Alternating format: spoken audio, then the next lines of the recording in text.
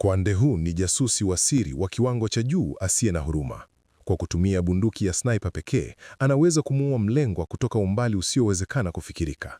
Lakini anapofika nyumbani, hubadilika kuwa mume mpole anayemdhibitiwa na mke wake. Ili kumfurahisha mke wake, anakimbia bila shati ndani ya jengo la makazi. Muonekano wake wa kuvutia unafanya hata shangazi za jirani kuzidi aibu. Watu wakiendelea kukusanyika, mara moja anaonyesha maonyesho ya sanaa za vita ya mikono.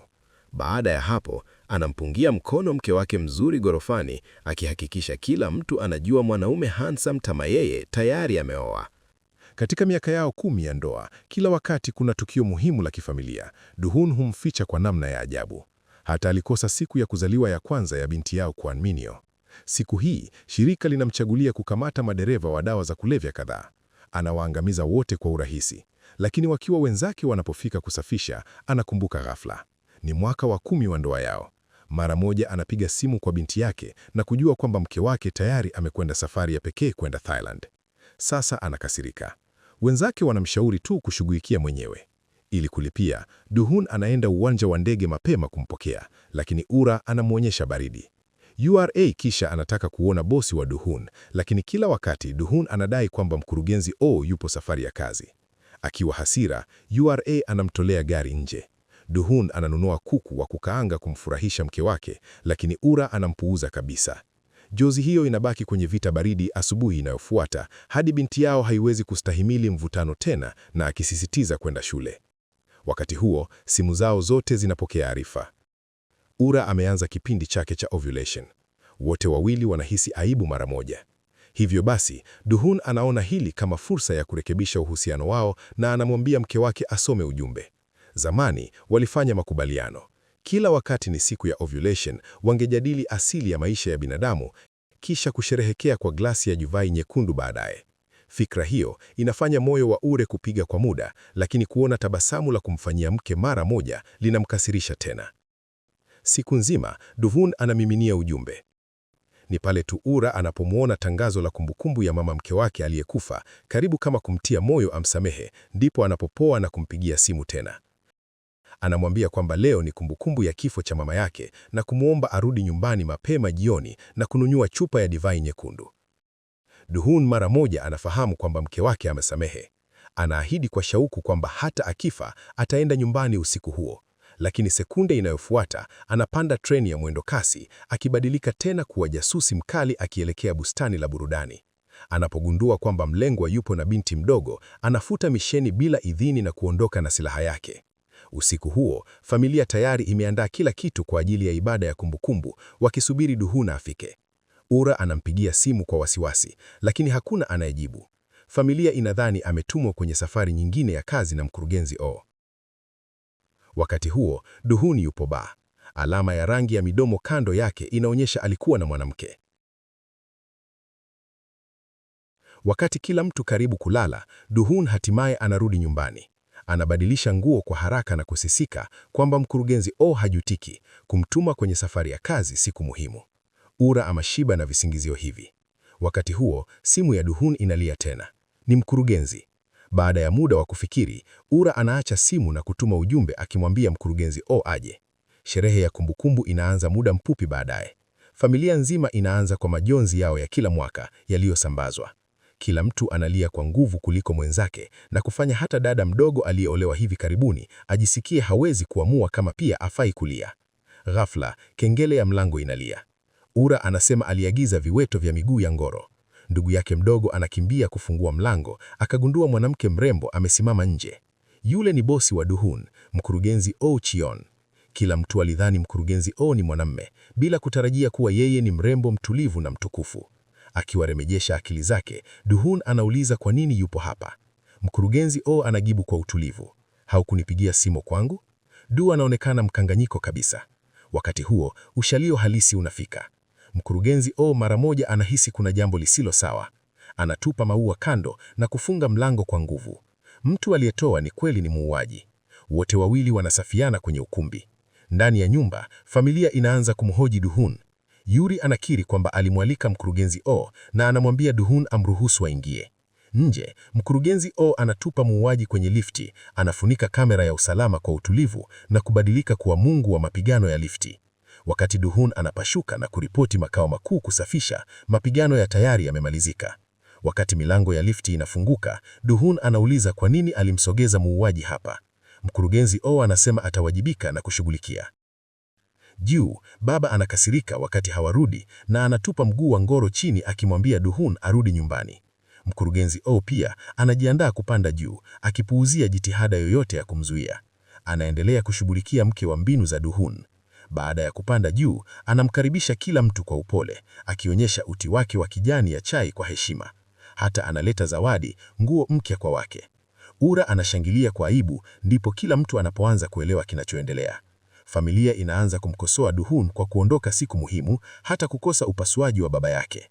Kuona Duhun amezingukwa na kuandamizwa, mkurugenzi O mara moja anatumia mbinu ya machozi, akichukua lawama zote kwake. Yurif amekasirika sana, anacheka. Kuona mrembo akiomboleza, baba anamwondelea faraja kwa haraka, akisema kuwa mkuu si rahisi pia. Ikiwa mwanawe anachukua pesa, afanye kazi yake kwa usahihi na kuendelea kufanya kazi kwa bidii. Du anakubali kwa haraka. Mwishowe, kila mtu ameathirika sana na machozi ya mkurugenzi O. Hakika alishinda raundi hii. Ura amechukizika sana. Baada ya vinywaji vingi, Duhun anapiga simu kwa haraka kwa mfanyakazi amtalee mkurugenzi O Chion mawe. Ikiwa hatotoka sasa, mpango wake wa usiku wa kuunda watoto utaharibika kabisa.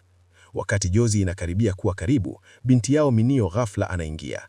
Duhun anataka kumrudisha chumbani kwao, lakini Minio anasisitiza kulala pamoja nao. Hivyo ndivyo cheka ndogo kati ya jozi inavyozimwa mara moja. Siku inayofuata, baada ya kumpeleka Minio shule, Duhun anapanga mikutano na mke wake kwa mapigano makubwa usiku huo.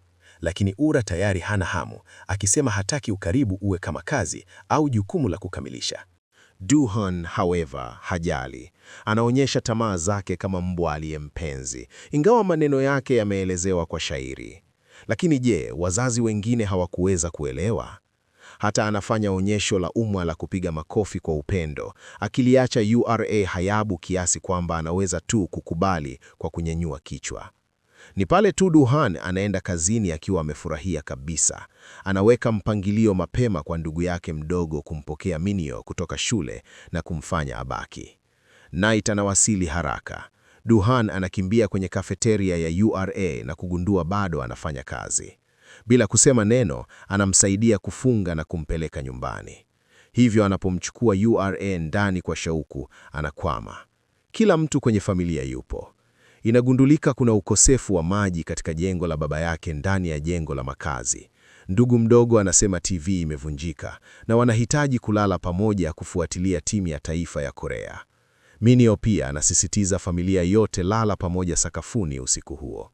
Mara nyingine tena, mpango wa kuunda watoto unasambaa. Bado akiwa amekata tamaa, Duhan anamtungia mke wake ujumbe akisema amekuwa hoteli kwa usiku unaofuata. URA anaweza tu kukubali.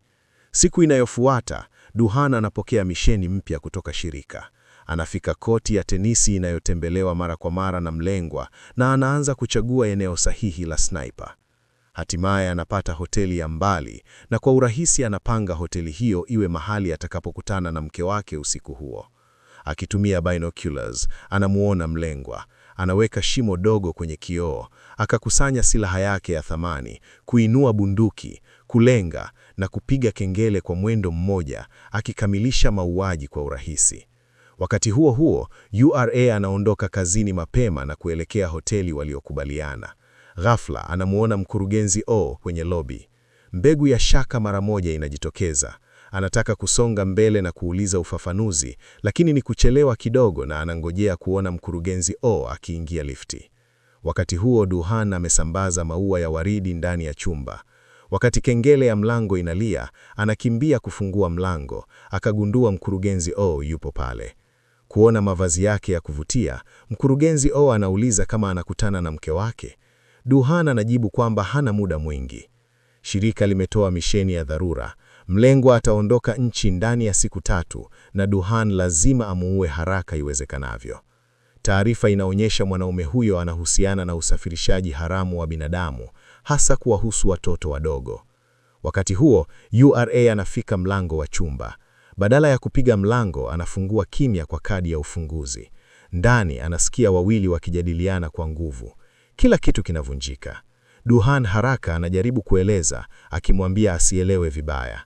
Kuona machozi yamejirudia machoni mwa URA, anaomba mkurugenzi O pia aseme kitu, lakini mkurugenzi O anakwama kwa muda, hawezi kusema upuuzio wowote kuficha utambulisho wao.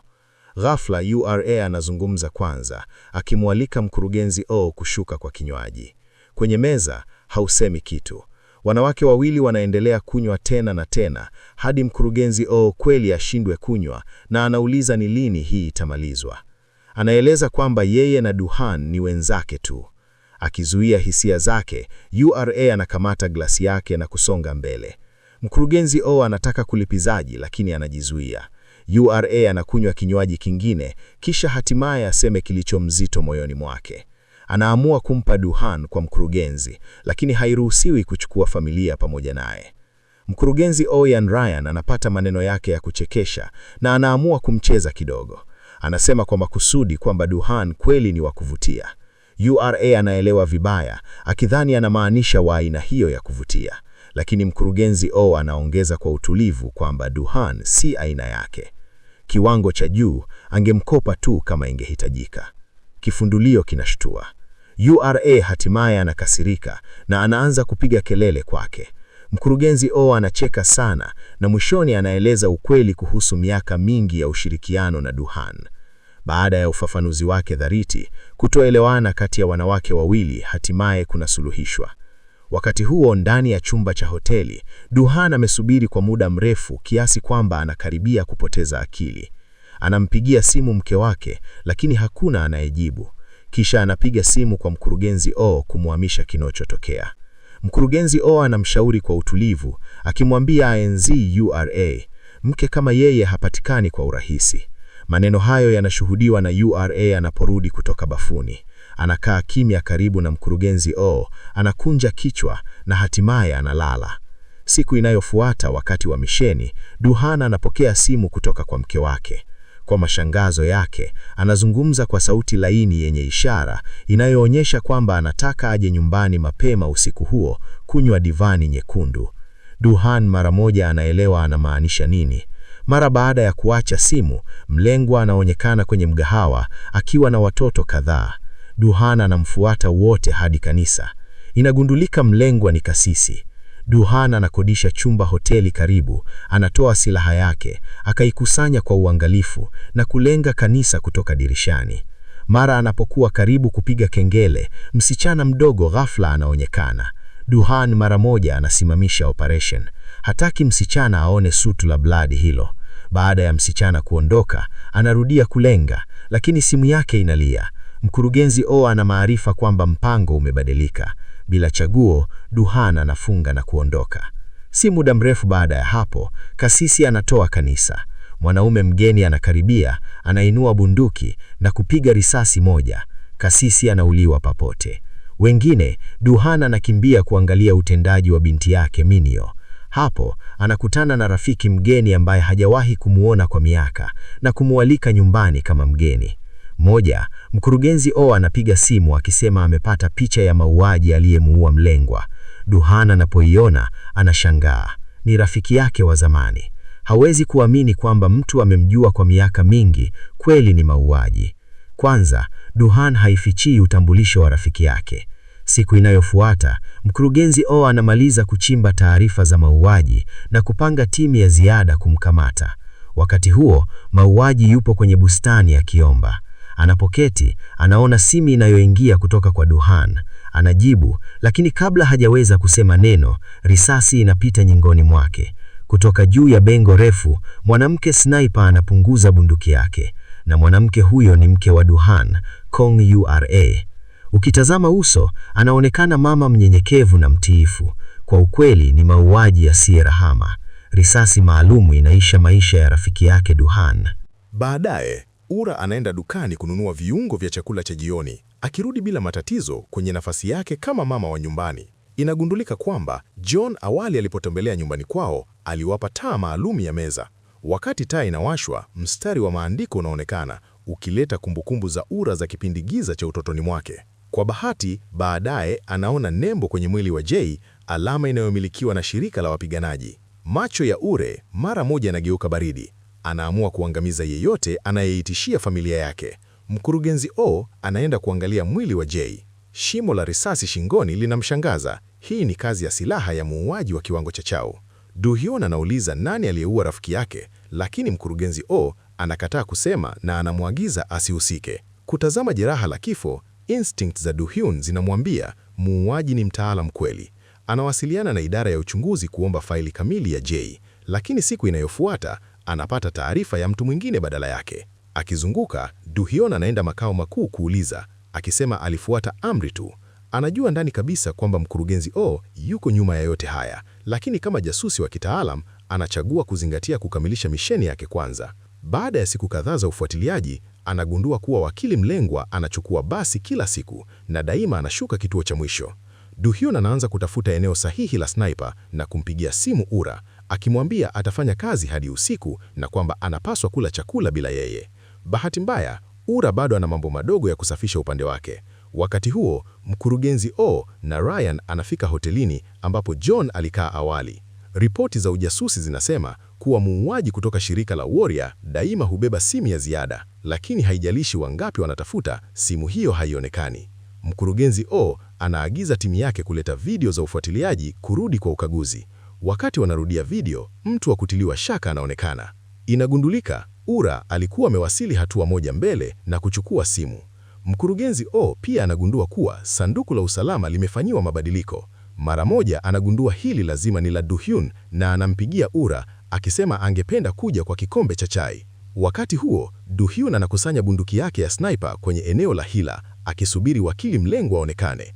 Anaweka alama na kulenga, lakini mlengwa anahisi kuna jambo lisilo la kawaida. Do-hyun anapiga kengele mara moja. Risasi inavunja kioo na kugonga mlengwa. Bado kuna hisia ya usumbufu.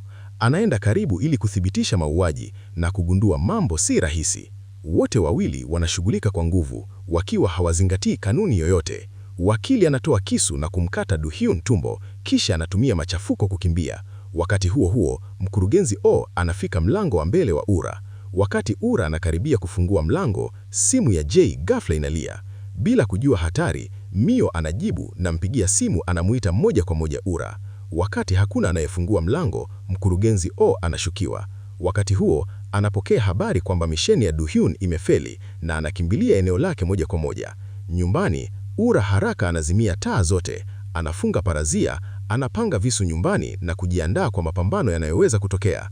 Kuona kwamba Do-hyun bado hajarudi, anampigia simu, lakini hakuna anayejibu. Wakati huo, mkurugenzi O anamtibu jeraha la Do-hyun. Do-hyun anauliza utambulisho wa kweli wa Jay ulikuwa wapi, lakini mkurugenzi O anaepuka swali na badala yake anauliza hali ya sasa ya mlengwa.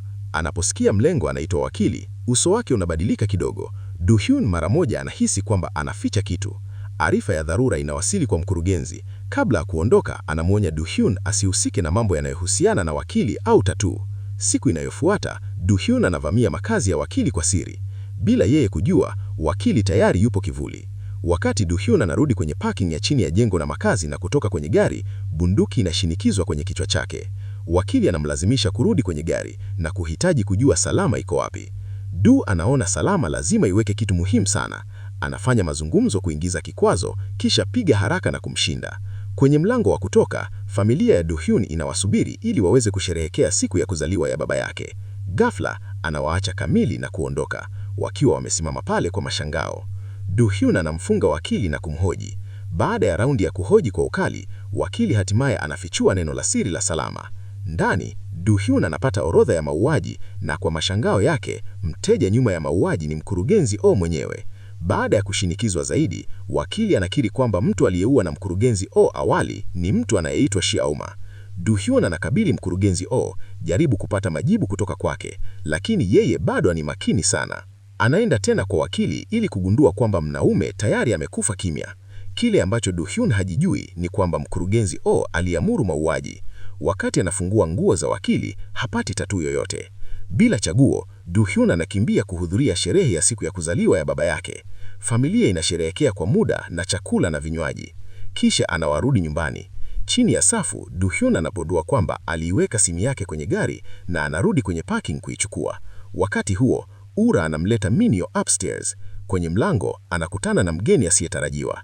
Mwanaume huyo anagundulika kuwa muuaji aliyepewa mafunzo katika kundi sawa na Ura ndani ya shirika. Awali alikuwa na hisia kwake, lakini Ura hakuwahi kumjali. Katika dunia hiyo, ni kwa kumuua mwenzake tu mtu anaweza kuishi. Alama ya jeraha usoni iliachwa na Ura mwenyewe. Anasogea hatua kwa hatua kuelekea kwake. Wakati huo, milango ya lifti inafunguka. Instinct za Du-hyun kama jasusi mara moja zinamwambia hatari ipo. Du-hyun mara moja anamkamata Tayo na kumdaka kwenye ukuta, akiuliza ni nani. Yeye, akihofia utambulisho wake unaweza kufichuliwa, Ura anakimbia kujaribu kumzuia mume wake. Wakati Du-hyun bado hakatai kumwachia, Tayo ghafla anapiga kelele, mlengwa wa Asen. Wote Ura na Du-hyun wananyasia kwa mashangao. Wakiwa wamegundua kuna kutoelewana, Du-hyun haraka anamchukua Tayo kumsalimisha, anacheka na kumwalika ndani ya nyumba kama mgeni. Juu, Ura anamkalia Tayo kwa hasira ya kuua. Baada ya kila mtu nyumbani kulala, anakaribia chumba cha Tayo akiwa na pen. Anamuonya kwamba aachane na familia yake. Tayo anasema hakukuja kuleta matatizo. Mradi tu Ura anakamilisha miseni ambayo John aliacha kabla ya kifo chake, familia yake itabaki bila kuumizwa. Ura amechanganyikiwa. Asubuhi mapema siku inayofuata, Tayo anapokea simu kutoka kwa wafuasi wake na kujiandaa kuteleza kimya, lakini anakuta familia ya Du-hyun wamesimama mlango. Inagundulika wameandaa sherehe ya kumkaribisha, ikiwa na kifungua kinywa cha kifahari. Mzee huyo hata anamlisha Tayo binafsi. Msukumo wa familia unamzidi. Waanza na kinywaji cha mkono kushikana kwa mshikamano, kisha kumvuta Tayo kufanya kimchi pamoja. Ndugu ndogo anamvuta Tayo kununua nyama, lakini Ura mara moja anasisitiza kwenda pamoja nao. Wakati huo, mwanamke mzee anakata mkono. Ura hana chaguo bali kubaki kuponya jeraha. Anazidi kuwa na wasiwasi. Wakati ununuzi wa nyama umekamilika, ndugu mdogo anapokea simu na kukimbia kwa urahisi kumpa Tayo neno siri la mlango. Wakati Tayo anaporudi, anakuta nyumba ni tupo. Anaweka nyama kwenye fridge, kuvaa apron na glove na kuendelea kutengeneza kimchi. Kwa muda, karibu anasahau kwa nini alirudi nchini, hadi anapogundua yeye ndiye mfalme wa hadithi wa muuaji. Ikiwa mtu angemwona hivi, angecheshwa hadi kufa. Usiku huo, Ura anarudi nyumbani kugundua kuwa mume wake na binti yao bado hawajarudi. Anapiga simu kuuliza, lakini anajua Du-hyun aliwauliza Tayo kumchukua Minso kutoka shule. Yu ana panic na anakimbia nje kuona Tayo akirudi na binti yake. Anaweka Minso kwa upole kulala. Anaweka lullaby kuzuia kelele kuamsha, kisha anachukua screwdriver akiwa na sura ya kuuawa na kutembea kuelekea chumba cha Tayo. Ndani, Tayo anakamua wakati anatazama picha iliyochorwa na Minso na kumpa kama zawadi. Ura anapita na kushambulia, lakini baada ya miaka ya kuwa mama wa nyumbani, bado si mpinzani wa Tayo. Anaweka kadi ya biashara chini na kumwambia auwe muuaji aliyeajiriwa alitoe Butterfly. Bila chaguo jingine, Ura anakubali kwa familia yake. Wakati huo huo, Du-hyun anagundua utambulisho wa Butterfly na kujua kwamba mkurugenzi Oyon Rin alipewa mafunzo na shirika la Warrior akiwa na Butterfly kama mwalimu wake. Ili kurahisisha operesheni yake, Ura anatoa pesa zake mwenyewe kumpeleka familia yote kwenye safari nje ya mji. Du-hyun hata hivyo, lazima abaki kazini. Ura anaanza kumfuatilia Butterfly, kuchora ratiba yake ya kila siku na kutafuta eneo bora la mauaji. Usiku huo huo, anaingia nyumbani Butterfly na kuchukua risasi yake maalum. Wakati Butterfly anaona alama ya kipekee iliyochongwa kwenye risasi, mara moja anamtambua Ura kama msaidizi wake wa zamani, afisa 27. Ura anamwambia ataangamia kesho isipokuwa aondoke usiku huo. Butterfly anakataa. Hawi kuachana na familia yake. Ura amevutiwa sana na maneno hayo. Usiku huo hawezi kulala. Anagusa uso wa mume wake kwa upole, akiacha hofu ya familia yake kuweza kugundua ukweli wa kweli kuhusu yeye. Asubuhi mapema siku inayofuata, Butterfly anapanda gari la mkurugenzi Oyon na kumwambia, afisa 27 alikuja kuniona. Mkurugenzi Oyon anakaa kimya, akikumbuka msichana baridi na mkali kutoka kwenye shirika. Baadaye, Butterfly anasimama nje ya shule, akitazama binti yake akitoka mlango. Ghafla, risasi inamugusa. Kutoka mbali, Du-hyun anaangalia kwa mshangao kwa sababu hakuwa ndiye aliyepiga risasi hiyo. Mara moja anachambua majengo yanayomzunguka kuona mtu anayeangalia kama sniper na anaona kivuli anachojua. Anaweka kipimo chake na anakwama. Ni mke wake, Kongur. Wakati huo huo, Ura anagundua sniper anayemharibu ni mume wake usio na maana. Wote wawili wanatazama kwa mshangao. Ura mara moja anarudi, anapaki silaha yake na kimbia. Du-hyun anakimbia ndani ya jengo lenye kinyume na kujaribu kuthibitisha kama kweli ndiye aliyepiga risasi hiyo. Lakini wakati anafika, tayari ameondoka. Ura sasa yupo gari la Tayo akienda kwa mwendo wa kasi. Simu yake inalia mara kwa mara, ni mume wake, lakini hautajali kujibu. Wakati wanapofika kwenye hifadhi ya Tayo, anaweka mstari wa picha chini na kufichua ukweli. Mtu aliyehusika kuua watoto wakati huo alikuwa mkurugenzi Oyon Rin. Ura ameshangaa. Wakati huo, Korea ilikuwa imejaa spy wa kigeni. Kwa jibu, serikali iliunda shirika la faragha, ikiwawazi watoto kutoka nchi nzima na kuwapitia mafunzo mabaya, masio na kibinadamu. Wale waliosindwa waliuawa kimya. Kila siku ilikuwa na kufundishwa akili na mafunzo ya kuishi. Baadaye, wakati ungano mpya wa serikali ulianzishwa, amri ilitolewa kuharibu shirika la siri. Wanachama wake waliuawa na kuangamizwa. Utowezi kustahimili, mtu aliruhusu Tayo na Ura kuokoka kimya. Baada ya kukua, Tayo alirudi kuchukua kisasi. Ndio sababu alitafuta Ura na kumwambia kwamba mlengo unaofuata ni mkurugenzi Oyon. Kabla ya kuondoka, alimkabidhi nyaraka nyingi na kumwambia angalie vizuri utambulisho wa kweli wa mume wake. Wakati huo, Duhun anachambua ango ya risasi na kugundua kwamba risasi haikupigwa na Ura. Muuaji halisi alikuwa kwingineko. Wakati huo, anapokea ujumbe kutoka makao makuu. Katika orodha ya mauaji ni bini mzi wa mke wake. Kwa upande mwingine, Ura anakata shaka kama afungue faili kuhusu Duhun. Mwisho, hawezi kuzuia. Anapofungua folda, mwisho wa siku anajua ukweli. Mume wake usio na maana, kweli ni jasusi anayefanya kazi kwa shirika la serikali. Wengine, Tayo anapokea ujumbe kutoka kwa msichana mdogo aliyewalinda awali. Akifikiria tabasamu lake la utani, hata mfalme wa muuaji hawezi kusaidia kucheka. Duhun anarudi nyumbani kama kawaida na kuona Ura anapika kwa utalivu kama hakuna kilichotokea. Kwa muda, wote wawili hawajui jinsi ya kumkabili mwenzao. Hata binti yao inahisi kuna jambo lisilo la kawaida baina ya wazazi wake. Asubuhi mapema siku inayofuata, Duhun anagundua kuwa Ura ameenda kuhudhuria tukio ambalo linaonekana husiana na mkurugenzi Oyon. Kabla ya kuondoka, Ura anamwambia mkurugenzi Oyon kwamba tayari anajua Duhun anafanya kazi kwa nchi, kisha anaacha maneno yenye firma. Mkurugenzi Oyon anashangaa. Ghafla, anakumbuka msichana mdogo wa miaka ya nyuma na mwisho wa siku anatambua kwamba Ura ndiye afisa 27 waliyetoroka aliyeokolewa awali. Amekatiwa tamaa kati ya kumsema ukweli Duhun. Wakati huo, Duhun alifuatilia eneo la simu na Tayo kupitia makao makuu. Yeye na Ura wanagawanya kazi kutafuta. Wakati Tayo alikuwa nje na Minso wakijipasha moto karibu na moto, aliona ujumbe kutoka kwa Ura kwenye simu yake na kuthamini ni amri nyingine inayohusiana na uaminifu wa familia. Baada ya muda mdogo, alipokea ujumbe huo tena.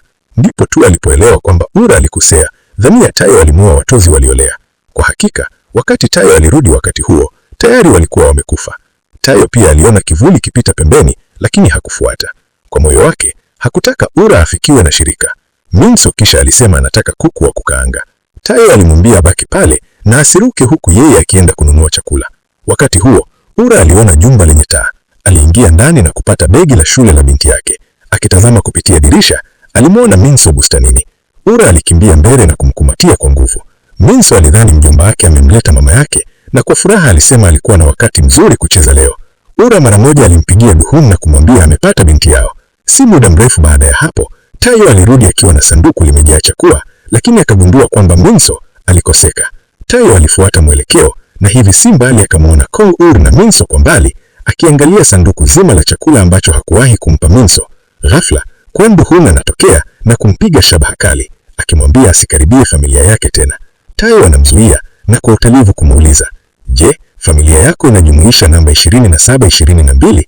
Anadhania Duhun bado hajajua utambulisho halisi wa Ur, lakini uso wake unamfahamu alikosea. Mshangao unaonekana kwenye uso wake. Duhun anamtuma Minso kubaki na kaka yake. Kuna maswali mengi yasiyo na majibu kati ya mume na mke. Wakati wanaporudi nyumbani, instinct zao kama afisa na muuaji zinawaambia mara moja kuna jambo lisilo la sawa. Duhun kwa umakini anafunga dango na hakika wauaji wawili wanaruka nje. Wakifanya kazi kwa ushirikiano kamilifu, wanawashinda kwa urahisi. Duhun mara moja anahakikisha Ura hajapata majeraha. Wakati huo, kengele ya mlango inalia. Ni baba yake. Wakiwa na hofu, wanakusanya eneo kwa haraka. Wakati wanaposikia mzee akiingiza neno siri, Ura anafunga dango la partition na kudanganya kuwa limevunjika kupanua muda. Wakati mlango hadi mwisho ulipofunguka, baba wa Duhun anaingia na kuona nyumba ikiwa katika mchakaruko mkubwa. Duhun anabandika wauaji waliokuwa hawana fahamu na kwa siri anapigia makao makuu kushughulikia usafishaji. Katika sebuleni, baba anadhania wanaume hawa walipigana. Duhun anatafuta sababu na hakuna sababu ya kushawishi. Ura mara moja anamfunika akisema Duhun alijifunza kutoka kwa baba yake jinsi ya kuficha akiba zake. Mzee huyo anamwasa mara moja, "Chukua nafasi hiyo." Duhun anatoa diwali ya mreche na kumfanya mzee anywevi. Ndipo tu wanaweza kuwahamisha wauaji nje. Asubuhi mapema, Duhun anaamka kuona Ura tayari ameondoka. Ameacha ujumbe akisema atarudi mara atakapomaliza jambo fulani. Ura anakutana na Tayo akiwa na bunduki, lakini badala ya kumuua, anataka kujua ni nani kiongozi halisi. Wakati huo, Ura anapokea amri mpya. "Ua waziri." Katika eneo lililopangiwa, mkurugenzi wa huduma ya ujasusi na National na waziri Owen wote wanaonekana. Ura anahamia jengo lingine na kuua sniper aliyeficha. Mkurugenzi anashika ishara kwa mkono wa kushoto na risasi inalia, lakini waziri Owen hajapata madhara. Akipitia eneo, Ura anagundua Tayo amepigwa risasi. Mkurugenzi anachoma ishara tena, lakini waziri O bado yuko salama. Uso wa mkurugenzi unakandamizwa. Inaonekana Ura tayari alikuwa ameua sniper halisi mapema. Kwa hasira, mkurugenzi anatoa bunduki yake na kupiga mara kwa mara kwa waziri O. Ura mara moja anapiga tena, lakini mkurugenzi anakimbia. Kwa bahati, waziri O amevaa vesti ya kulinda risasi na anaishi akiwa na jeraha la mkono tu. Anapeleka waziri O nyumbani na kutibu jeraha lake. Hapo, Teu anashughulika na jeraha lake wakati daktari anaonekana. Mara moja anatambua shirika limemwacha. Wakati daktari anakaribia kumpiga risasi, Duhun anaingia na kumwokoa, akimdaka daktari chini na bunduki yake. Teu anamwambia Duhun kuwa Ura yupo hatarini kwa sababu lengo la mwisho la muungano ni Ura mwenyewe. Duhun anakimbia kuokoa mkewe. Ura anavamia makao makuu ya muungano, akiamua kuua kila muuaji ili kulinda familia yake. Wakati wa mapigano, anatambua anakabiliana na wenzake wa Duhun. Kabla hawajapata suluhisho, timu nyingine yenye silaha inaingia na kufungua moto. Wakiwa wameshindwa kwa wingi na kuzingirwa, karibu walishindwa kabisa hadi Duhun afike. Wakipigana pamoja, wanawaua waasi. Siku inayofuata, Duhun anakabiliana na waziri O na kugundua kuwa shambulio lilikuwa limepangwa na mkurugenzi. Akiwa na azma ya kulimaliza mwenyewe, anajiandaa kuchukua hatua. Kwingineko, Teu anakimbilia kimya shule ya Minesio, akikusudia kumuona mara moja kabla ya kuondoka. Mio anamuona mara moja. Ura anatazama kwa mbali na hakuingilia kati. Kwa msaada wa Minyo, Teu na Ura hatimaye wanapanga upya kutoelewana kutoka miaka iliyopita. Baadaye, Duhun anagundua kuwa mkurugenzi ameidhinisha kuondolewa kwa matukio yote ya umma. Yakiwa yamehifadhiwa na watu wenye nguvu, anaingizwa kiasiri kupitia njia ya siri ya maji kwenda Thailand.